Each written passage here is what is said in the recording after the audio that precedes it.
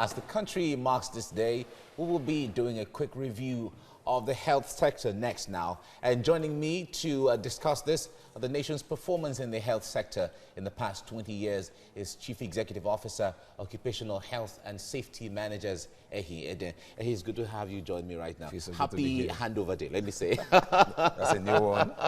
It's a new one, actually.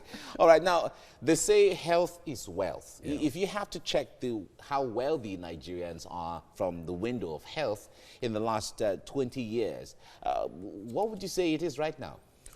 If we want to measure it from that perspective, we'll be scored very low because we haven't really done well within the healthcare sector.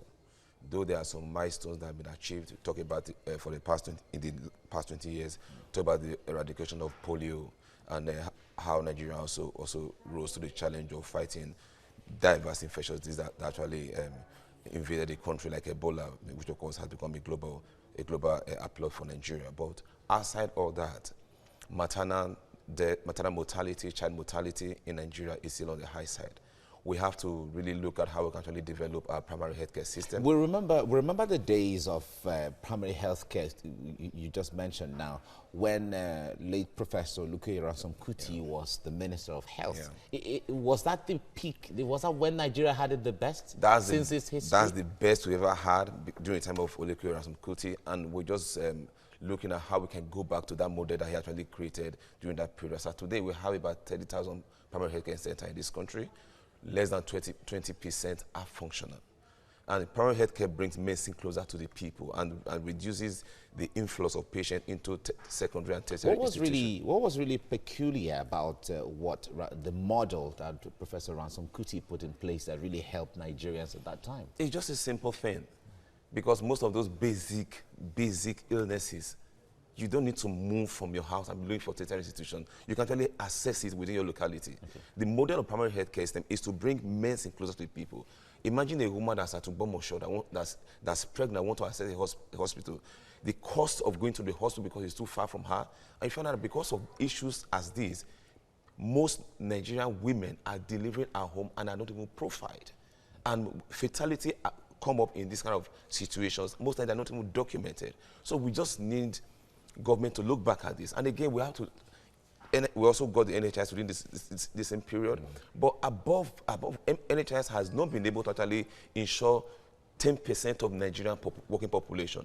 So it's still a big challenge. It's still a big challenge. We need state to start rolling out the state health insurance scheme, community health insurance scheme, which of course I must give kudos to Lagos, that have been able to do the role of Lashman, which of course is working in that direction. But other states can emulate this. We need to make healthcare system in Nigeria better. All right. Thank you very much, Ahide, for coming on the program. My very pleasure. Thank you. Yeah. We'll be looking at 20 years how the health sector has fared. And joining me now to discuss the nation's performance in the health sector in the past 20 years is Chief Executive Officer, Occupational Health and Safety Managers, Ehi Eden.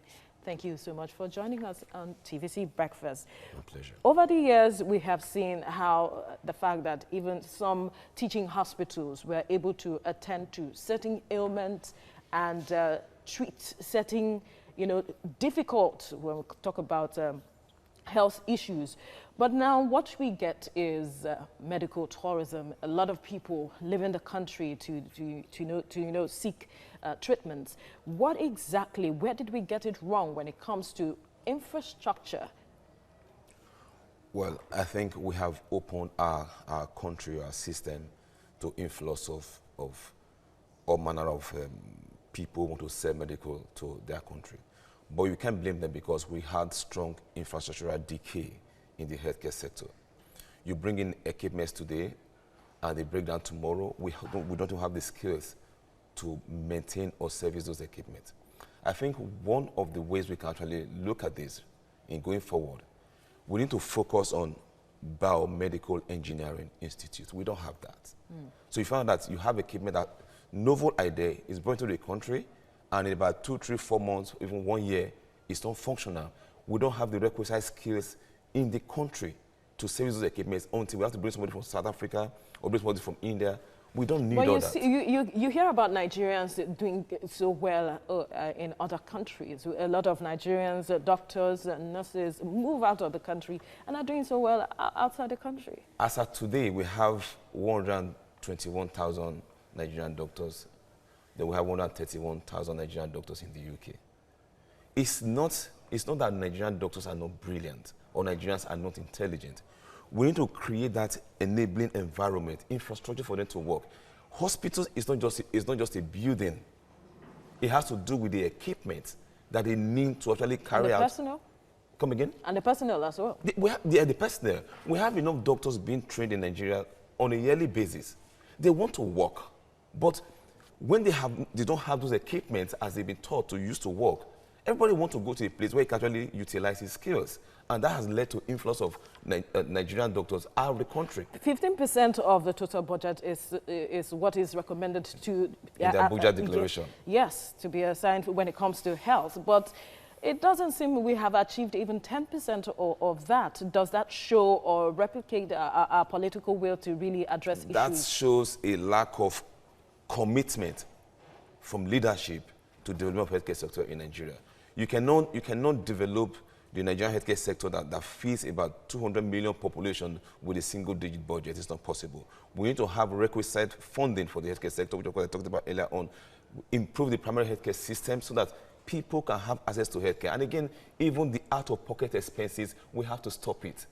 People are dying in Nigeria. They cannot access healthcare because they have to pay from their pocket. At the time you have critical health needs, at that time you have no money in your pocket, what do you do? So these are things we should be looking at in going forward in this new dispensation. All right, thank you so much for your time on TVC Breakfast. My pleasure. Mike. All right, coming up on TVC Breakfast, all is set for inauguration in 29 states and the presidential inauguration as Nigerians look forward to better days in the education sector and other sectors.